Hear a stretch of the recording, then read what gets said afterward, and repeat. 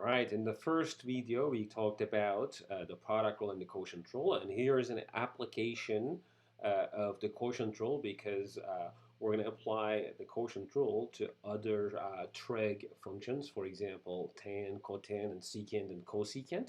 In fact, I'm just going to go ahead and provide you the formulas first. So the derivative of tangent x is equal to secant squared x. And here, the reason why I said that we're using the quotient rule is just because tangent x is sine x over cosine x, and in the previous section we learned how to take care of the derivatives of sine and cosine. So by the application of the quotient rule, we can get down to secant squared x. And same thing here, cotan is cosine x over sine x, and if you take the derivative of this quotient by using the quotient rule, we get down to negative cosecant squared x.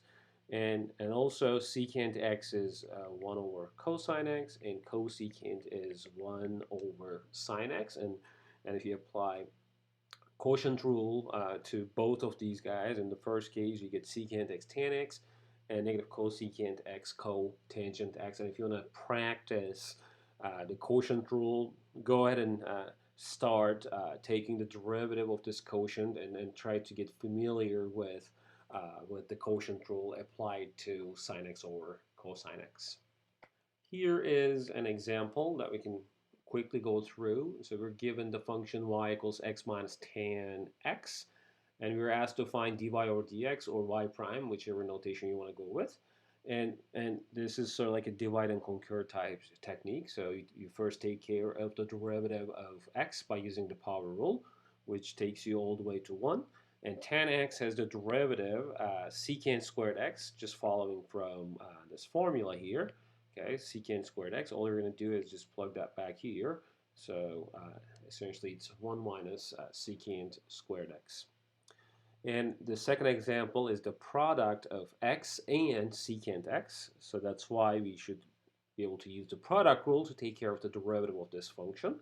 Here we go. When you take the derivative of a product, you keep the first function and take the derivative of the second one. Let's go like this. You keep the first and take the derivative of the second, plus take the derivative of the first and keep the second. And as I said earlier, you can change the order if you want to. Okay, you can go with this term first and this term next. Okay, so x times the derivative of secant x.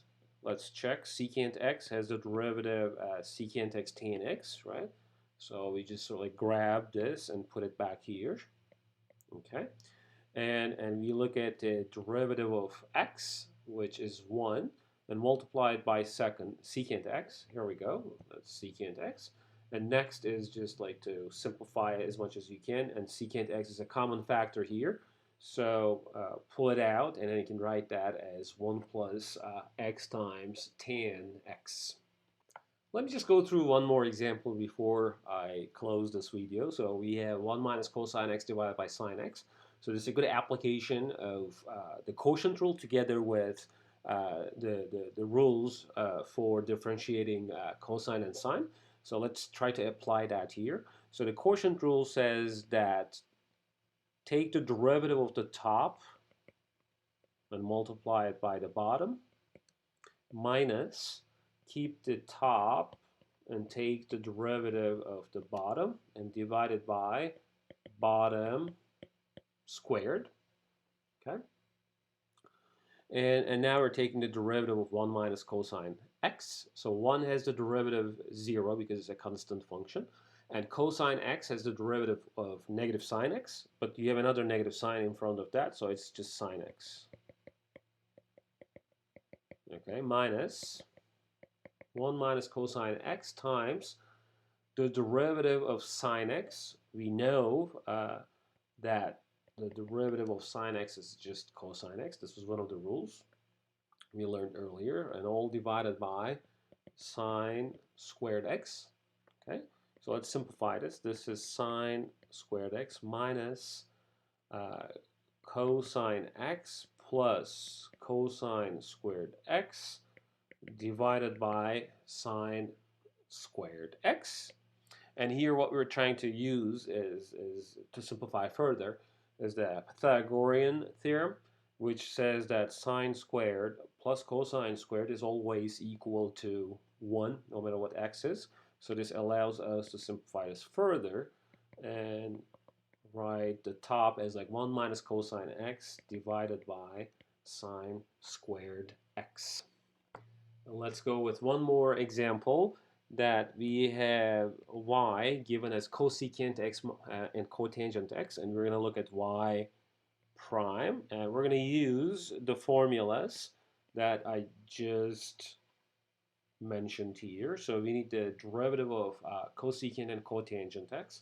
Cosecant has the derivative of negative cosecant cotangent, and cotangent has the derivative negative cosecant squared x. Okay, so why don't we just use them? So cosecant x has the derivative negative cosecant cotangent. Here we go.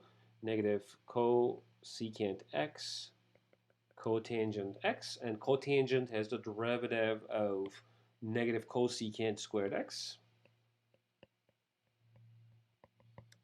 Okay,